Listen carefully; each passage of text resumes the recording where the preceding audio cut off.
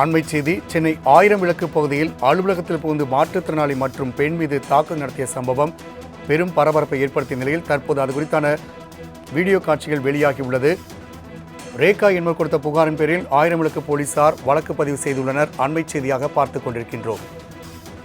கூடுதல் விவரம் செய்தியாளர் ராகவேந்தர் வழங்க கேட்கலாம். ராகவேந்தர், கடந்த 10ஆம் தேதி நடைபெற்ற தாக்குதல் சம்பவம் குறித்தான சிசிடிவி காட்சிகளின் அடிப்படையில் தற்பொழுது போலீசார் வழக்கு பதிவு செய்துள்ளனர்.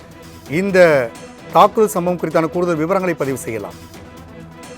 வணக்கம். சென்னை 1000 விளக்கு பகுதியில் அலுவலகத்தில் புகுந்து மாற்றுத்திறனாளி மற்றும் பெண் மீது தாக்குதல் நடத்திய தொடர்பான சிசிடிவி காட்சிகள் இணையத்தில் வைரலாகி பரவியது.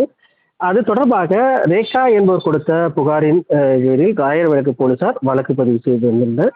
கடந்த 10ஆம் தேதி இந்த தாக்குதல் சம்பவம் நடைபெற்ற ரேகா என்பவர் அளித்த புகாரின் பேரில் பெண் வன்கொடுமை உள்ளிட்ட 5 பிரிவுகளின் கீழ் வழக்கு பதிவானது செய்யப்பட்டது. மாற்றுத்திறனாளியான செந்தில்நாதன் மீதும் இந்த கொடூர தாக்குதல் நடத்தப்பட்டது. செந்தில்நாதன் மற்றும் அவரது மனைவி விவாகரத்து வழக்கு உள்ளதாகவும் இந்த நிலையில் அலுவலகத்தில் புகுந்து தாக்கியிருப்பதாக கூறப்பட்டது.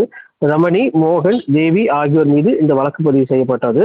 10 நாட்களுக்கு மேலாக நடவடிக்கை எடுக்காத நிலையில் எதிர்த்தரப்பினர் முன்ஜாமீன் வாங்கியதாகவும் மாற்றுத்திறனாளி உரிமை சட்டத்தின் கீழ் வழக்கு பதிவு செய்யவில்லை எனவும் உரிய நடவடிக்கை எடுக்க வேண்டும் என்று கூறி தற்போது காவல் ஆணையர் அலுவலகத்தில் இந்த புகாரானது கொடுக்கப்பட்டிருக்கு. வழக்கு பதிவு செய்திருந்த போதிலும் இந்த தொடர்பாக முன்ஜாமீன் வழங்கப்பட்டது. ஆனால் இந்த மாற்றுத்திறனாளி தொடர்பான மாற்றுத்திறனாளி உரிமை சட்டத்தின் கீழ் நடவடிக்கை எடுக்கவில்லை என்ற அடிப்படையில் அவர்கள் மீது வழக்கு பதிவு செய்து அவர்கள் கைது நடவடிக்கையில் ஈடுபட வேண்டும் என்று இணைய காவல் ஆணையத்தில் இந்த புகாரானது கொடுக்கப்பட்டிருக்கு. இந்த வீடியோ தற்போது இணையத்தில் வைரலாகி வருகிறது. ராகவேந்தர், தகவலுக்கு நன்றி.